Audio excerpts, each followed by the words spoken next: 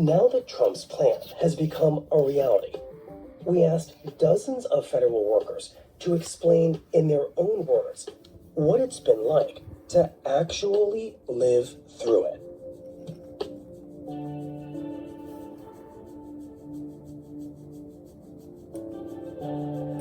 It's Wednesday, February 19th.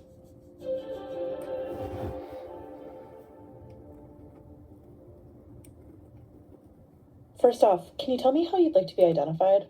Yeah, if I could just be anonymous, that would be best, I think. I would prefer to be anonymous, yes.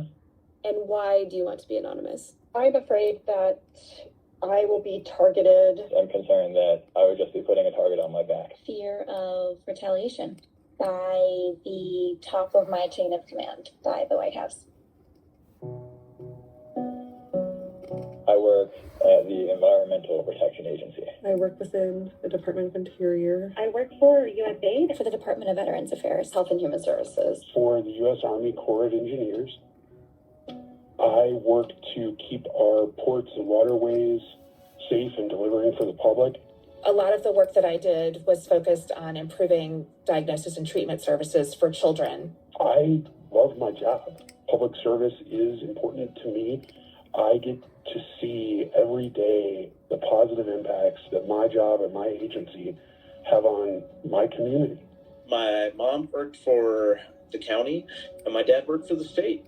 You progress to working for the government because you're a citizen, and that's the best thing that you can do. And so that's why I went there. It was probably my dream job.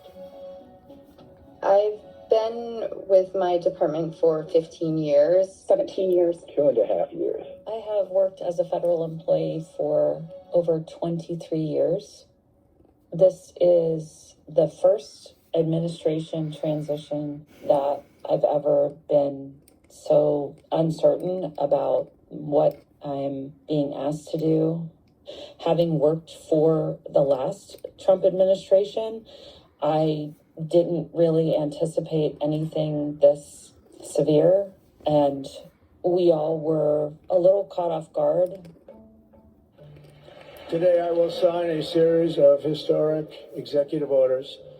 With these actions, we will begin the complete restoration of America and the revolution of common sense. It's all about common sense.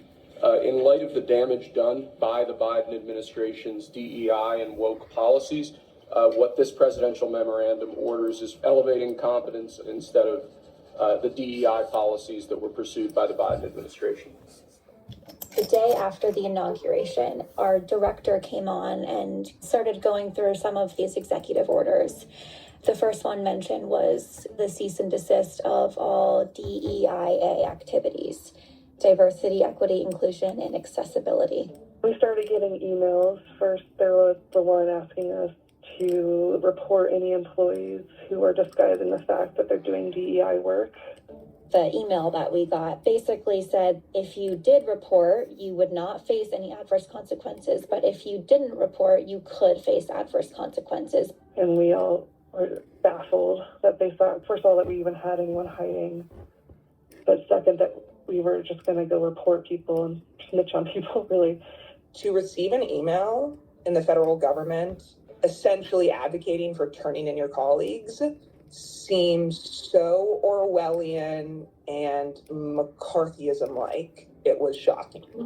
We were told to take our pronouns down. People are afraid to give a shout out about Black History Month or Women's History Month. And the thought is kind of like we should avoid saying things like disadvantaged communities or environmental justice. Things like gender-based violence or women's empowerment, even Happy Lunar New Year. You know, it was like, oh gosh, should we not even be saying that? That afternoon, in fact, several colleagues that had been working on DEIA initiatives were fired, sent home. One of them I had only been talking to about 2 hours before he was sent home. That was very chilling. A sense of paranoia arose. I remember we kind of all said, what's coming next?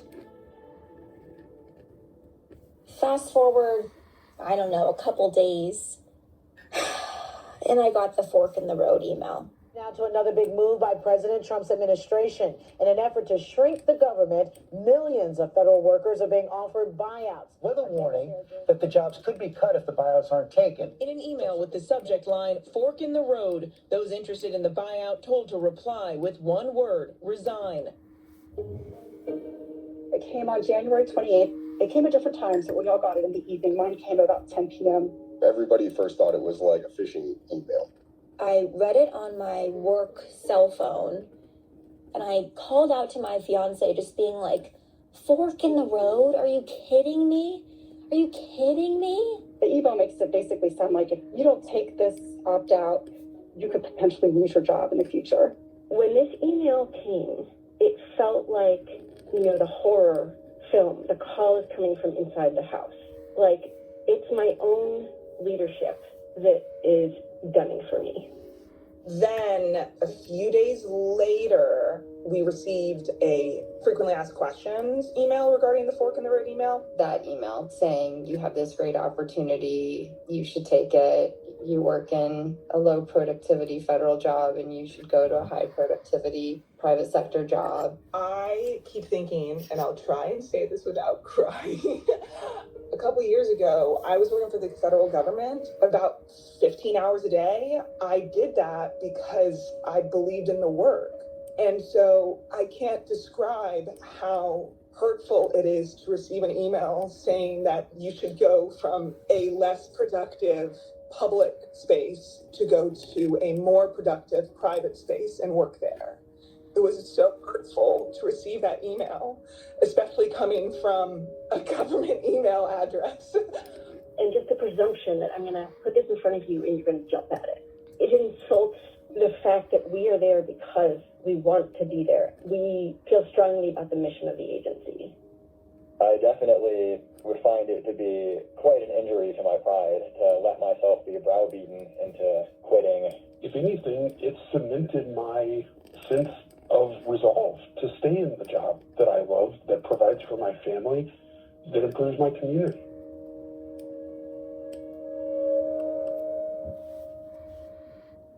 The future of USAID, that's the U.S. Agency for International Development, is uncertain. Over the weekend, Elon Musk threatened to, quote unquote, eliminate the main U.S. agency handling foreign assistance. I was in an off-site meeting about a new project that we had starting up.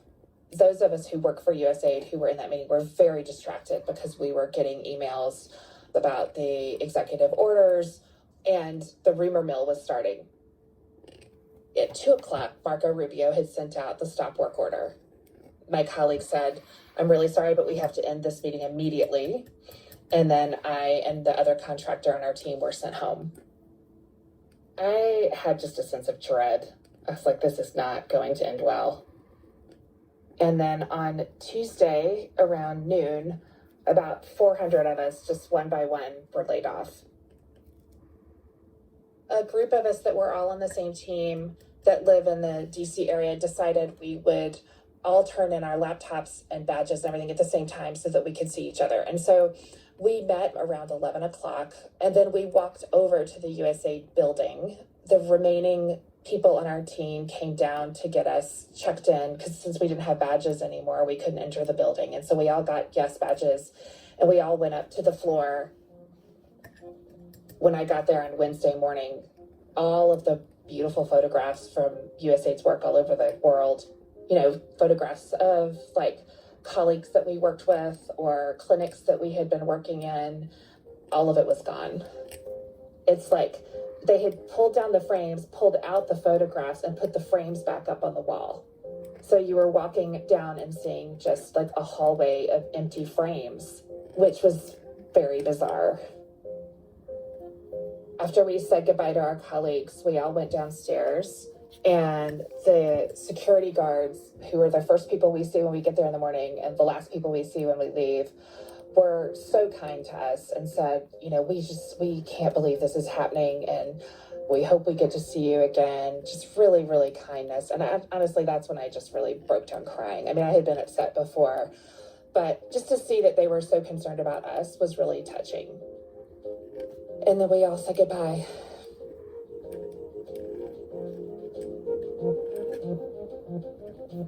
watching the dominoes fall with USAID. What happens when Elon Musk and his buddies turn their attention to us? Once my friends of friends started saying, yeah, I'm at USAID, we have no idea, like, how we're going to get our medicine next week because our health insurance is being cut off, maybe. But that was when it started to sink in, like, oh, this could be coming for me. You know, especially in the wake of USAID being dismantled, it sort of feels like we're next on the chopping block.